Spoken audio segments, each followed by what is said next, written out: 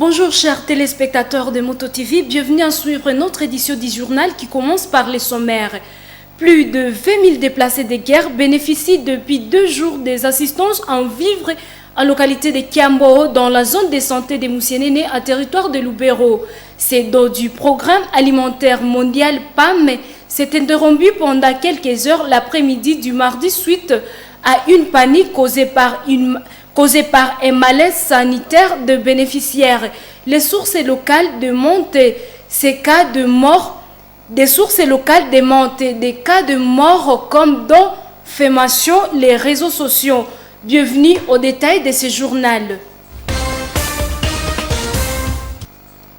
Autour de déplacés de guerre de la partie nord du territoire de Lubero, de bénéficier d'une ressource du programme alimentaire mondial PAM.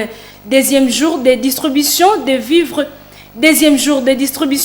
ce vendredi 25 octobre.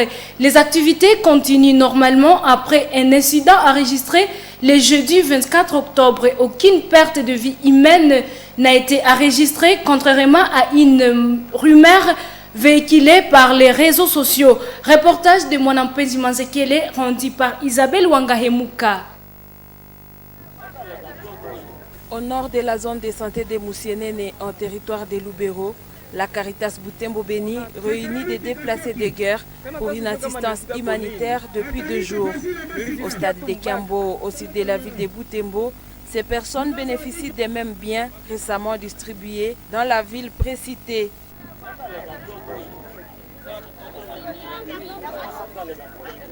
À cet endroit, un incident est survenu la veille. Tout est parti après qu'une femme s'est évanouie d'une crise d'épilepsie en plein milieu de la foule. La gestion catastrophique de ces malaises génère une panique à la base d'une bousculade et a occasionné une dizaine de blessés. Kulikuwaka mama mmoja mwenye anasikiaka kizunguzungu kisha akajipiga chini kisha watu wakashtuka wakakimbia. Naenda kabisa na sekretari mzuri, hakuna problem. Wale wenye walilumia wote wenye walifika hapa leo walishapata chakula na wameshapiga kunyumba. Kisha ule ambaye alilumia sana mtoto alishakuwa bie, yenye biko nasema kose alikufa mene bongo hakukufa, iko hai. Kaindo Micheline, déplacée de guerre qui attend son tour, revient sur ce site pour une deuxième fois. Celle-ci et son enfant d'1 mois et demi font partie des victimes de l'incident de jeudi. Bousculée à pleine tension, celle-ci s'est renversée sur son enfant.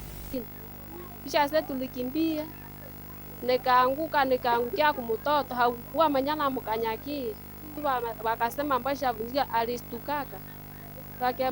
Wakampunyanga mpomade. Na ingine dawa wakanipa mtamtunisha mangari. Hatukubakiaka kudawa. Walisemaka ndarudio kesho yake. Wanda angalia kama mtoto amelamuka namna gani.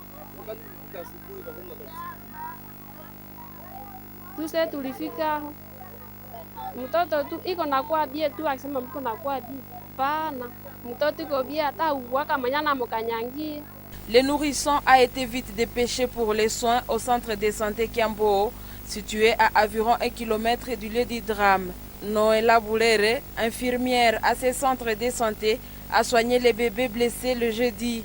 Elle est cependant rassurante quant à la santé du nourrisson. Quand la femme nous est arrivée, il avait comme température 36,4 avec âge de 1 mois et demi. On avait reçu la faim, il n'avait pas de fièvre. On l'avait soigné, sauf il avait eu suspicion d'une fracture fermée. Donc la femme avait eu des secousses au niveau de la poitrine suite à la chute que la maman lui avait effectuée. Maintenant, on l'avait soigné avec amoxicilline, on avait donné amoxicilline sirop, on avait donné paracétamol, 3 fois écart de combiné, on avait donné aussi la pommade café pour frictionner la faim. La faim nous est arrivée ce matin avec température de 36,2. Il avait une bonne évolution. La maman, elle a dit qu'on n'avait pas piétiné son enfant. Je n'ai vu aucun signe qui montre que l'enfant a été piétiné.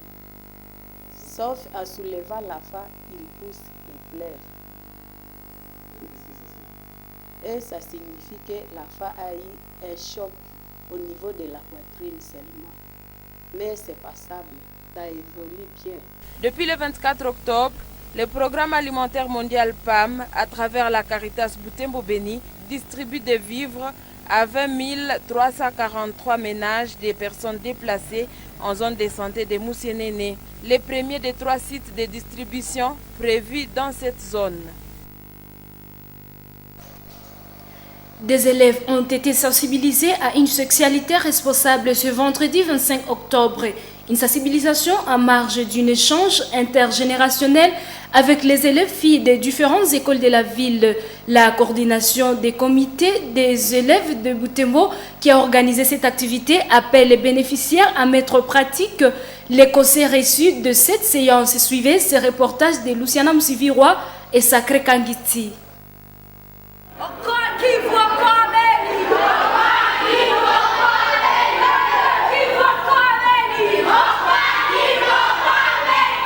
Nous sommes à l'ITAF, dans la salle sud où cette activité a eu lieu. Plusieurs filles venues de différentes écoles sont venues participer à ces échanges. Différents thèmes ont été développés, entre autres la sexualité responsable. Jandi Moueni, membre du collectif des femmes journalistes, a exposé sur la sexualité responsable chez les jeunes filles. Elle a invité ses interlocuteurs à l'abstinence pour se prévenir des grossesses précoces et des infections. Vous pouvez tomber enceinte. Ça, c'est les premières conséquences. Et plus souvent, les jeunes filles, les filles sont souvent victimes de ces rapports sexuels que les garçons. Parce que, en tant que fille, c'est vous qui allez abandonner vos études, pendant que les garçons, lui, vont poursuivre ses études. En tant que fille, c'est vous qui serez chanceux de chez vous, pendant que les garçons seront à l'aise chez lui là-bas.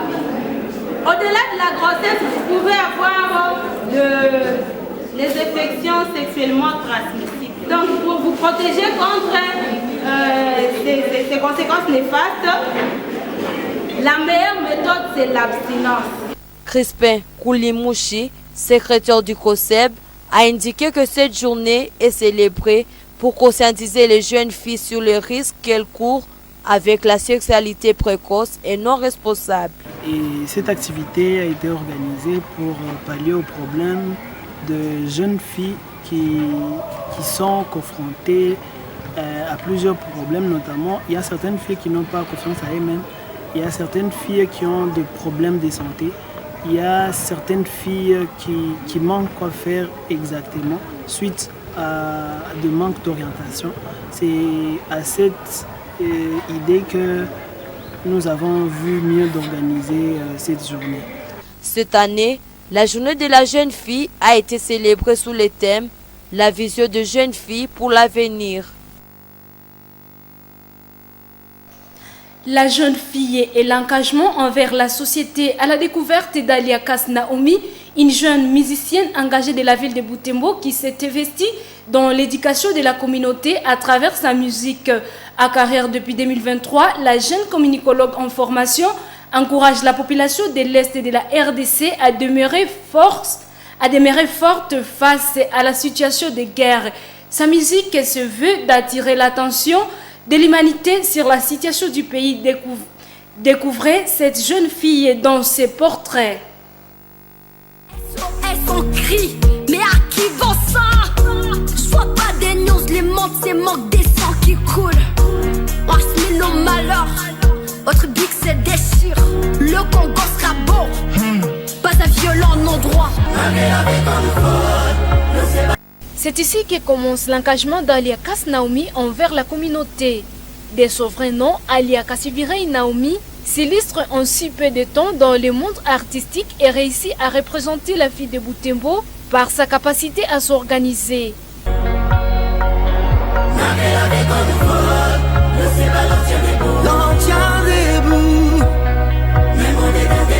L'auteur de Qui vous saigne, le célèbre titre d'engagement, n'aura mis qu'une seule année pour se faire connaître et amasser plus de 4000 abonnés sur sa chaîne YouTube et cumuler 2 millions de vues pour ses plus de 1000 suiveurs sur ses autres comptes réseaux sociaux dont TikTok ou encore Facebook et autres plateformes numériques. La jeune vise l'éveil de conscience sur la situation de son pays. Commencé au début, c'était par la poésie. J'écrivais. Je n'ai pas vraiment traîné dans l'écriture au sein du Cénacle La Plume d'Or. Après, je m'entraînais un peu à faire l'islam. C'est en janvier 2023 que je me suis lancée dans la carrière du rap. Parmi ces valeurs de la vie, l'amour prime. Alia pense que si l'humanité vit le vrai amour, il n'y aura plus assez de problèmes dans le monde. Ce qui me guide d'abord dans la carrière, je me dis que l'amour c'est la base. Donc avec l'amour, on arrive à respecter les gens, on arrive à pardonner, à comprendre et à honorer les gens. Et donc lorsqu'on a l'amour, je dirais que l'amour c'est la base, voilà.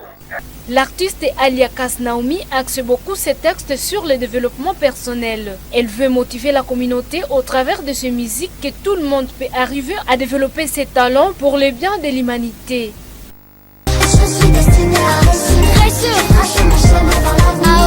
Pour Alia, être devant un grand public fait partie de ses grands plaisirs car c'est aussi un moment de partager ce qu'elle a en elle. En fait, sur scène, je me sens moi. En fait, je me sens à joie d'avoir, de pouvoir partager avec un beau public, parler de moi, parler de ce qui se passe, m'inspirer également de ces publics-là. En tout cas, c'est le plus beau moment de ma vie que j'arrive toujours pas à bien digérer.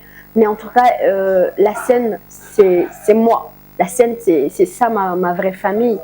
Pour mieux accompagner sa carrière musicale, Alia Kass Naomi a décidé de marier son talent à la science. La jeune fille de 20 ans entame sa deuxième année de licence en sciences de l'information et de la communication à l'Université de l'Assomption au Congo pour avoir une vraie perception de la situation de son entourage. J'ai choisi de faire les sciences des informations et de la communication à l'UAC parce que c'est dans mes ambitions, voilà. En tant que jeune artiste, je dois également étudier. Un rêve qui motive également la grande envie de celle-ci à devenir une grande productrice de documentaires audiovisuels relatant la réalité de sa communauté. À part l'art, je produis aussi des documentaires. Par exemple, des enfants orphelins, des déplacés de guerre, des endroits faits parler des actualités. C'est aussi ma passion. J'ai aussi une communicologue des entreprises, pourquoi pas, voire même entamer les journalistes, ça fait partie de la communication. Alia Kass Naomi affirme qu'au début, sa famille était un gros obstacle à sa carrière. Aujourd'hui, elle fait plutôt face aux difficultés liées à la finance et aux sortes d'harcèlement de certains hommes. Plusieurs harcèlements de hommes, voire même les fans, voire même le vieux, de jeunes papas ou de vieux papas, qui peut normalement nous accompagner à bonté. Et du coup, on s'est dit, il y a Kenzambe qui est là pour nous secourir. Voir les gens me soutenir, c'est trop difficile. Hein.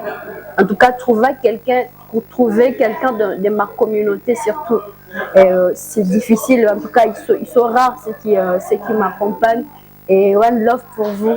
Je vous aime beaucoup. Franchement, continuons ainsi. À la moindre de fête, aïe aïe aïe aïe, tes parmi ne te va pas pour iPhone. Barnabé Kataka, ces jeunes de Butembo, admirent les contenus de la musique de l'artiste Alia Kass. Il salue la démarcation de cette jeune artiste par son comportement décent. C'est une musicienne bibolaise et que je connais à partir de l'Université de l'Assomption au Congo, qui est étudiante à communication. J'apprécie très bien, surtout celle qu'elle a publiée aujourd'hui. Quelque part, quand elle a chanté à langue maternelle, elle a chanté à Kinande. Je me dis, mais ça c'est très intéressant, puisque c'est avec la langue maternelle qu'on transmet mieux le message que dans une langue étrangère. Ces musiques ont déjà l'éthique, mais appliquer encore plus, s'y intéresser encore plus, pourvu que ces musiques puissent aider les jeunes à voir le monde autrement. Avoir les bonnes choses, à espérer aux bonnes choses, parce que nous sommes dans un monde où il faut encore plus espérer. De la poésie au slam au Cénacle La Plume d'Or, Alia aboutit à la musique. Sans même faire une formation de musique, Alia Kass s'inspire de son entourage, des réalités de la vie pour écrire ses musiques. Aimer, qui vous saigne, Destinée, épuisée, garde-toi, sont les sous-titres déjà réalisés par l'artiste et musicienne Alia Kasnaoumi. Née d'une famille chrétienne protestante, Alia fonde sa carrière dans la crainte de Dieu qu'elle considère comme sa force. Les conseillers municipaux de la ville de Goma réclament auprès du gouvernement leur prise en charge après leur élection depuis près de 10 mois déjà. Ce vendredi 25 octobre, ils ont été reçus par l'autorité provinciale pour un entretien à ces sujets à en croire. Le porte-parole de la délégation, le gouvernement central a instruit celui provincial de le prendre en charge, chose que le gouvernement provincial semble ne pas vouloir endosser. Au sortir de la rencontre avec le gouverneur militaire du Nord Kivu, ces conseillers se montrent moins satisfaits. Plus d'éléments dans ces reportages réalisés par la presse du gouvernorat. Les conseillers communaux ont eu un échange avec le gouverneur militaire du Nord Kivu ce 25 octobre 2024 à Goma. Ils ont par l'occasion apporté leurs doléances auprès de l'autorité provinciale avec qui ils ont discuté sur différents textes qui les régissent. Les élus à la sortie ont dû ne pas être satisfaits, attendant une aide. Nous ne sommes pas satisfaits parce que nous avons exprimé nos doléances par rapport au télégramme du vice-premier ministre de l'Intérieur, demandant au gouverneur de nous faciliter le cadre de travail, aussi nous donner la prime de fonctionnement, la prime locale pour que les bureaux de conseil puissent bien fonctionner. À la question de savoir d'où viendraient les vraies réponses à leurs revendications, alors que la question de la rétrocession n'est pas d'actualité, Cédric Tounsifou, président du conseil communal de Karissimbe, répond. Ce sont les ministres de l'Intérieur, non, les ministres qui doivent rétrocéder cet argent aux provinces. Et si ça ne vient pas, maintenant, dès lors que nous avons les organes délibérants, nous serons en train toujours d'exprimer nos lamentations auprès des assemblées. Ce sont des députés nationaux. Ils doivent quand même nous aider à recouvrer nos droits. Une séance de travail pour les décisions concertées est à venir, ont-ils déclaré. En séjour à Kisangani, le chef de l'État Félix Tshisekedi s'est recueilli jeudi 24 octobre au cimetière de Génocoste où reposent les victimes de la guerre de 6 jours. Le président de la République a partagé la douleur subie par les victimes sur place. Il a remis sa gerbe de fleurs symbolisant les 3 catégories de victimes emblématiques de Kisangani. Détail dans ce récit de Grace Kaniki.